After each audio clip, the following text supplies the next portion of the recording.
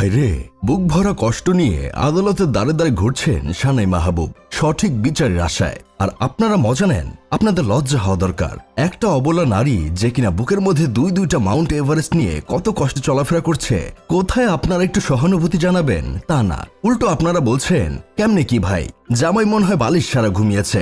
যে 2 Mount Everest পাহাড় নিয়ে মজা নিচ্ছেন, আপনারা হয়তো জানেন না এই 2 পাহাড় বানাতে সানাই মাহবুবের কতটা কষ্ট করতে হয়েছে।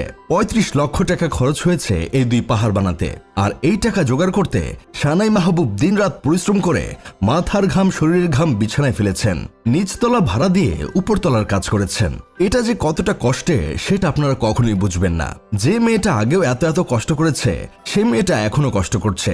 সামান্য একটু বিচারের আশায় বুকের মধ্যে দুইটা মাউন্ট এভারেস্ট পাহাড় নিয়ে আদালতে ঘুরছে। তার স্বামী নাকি তাকে প্রতি রাতে যৌতুকের টাকার জন্য মাল খেয়ে টাল হয়ে ডিপ জল থেরাপি দেয়। মানসিক শারীরিক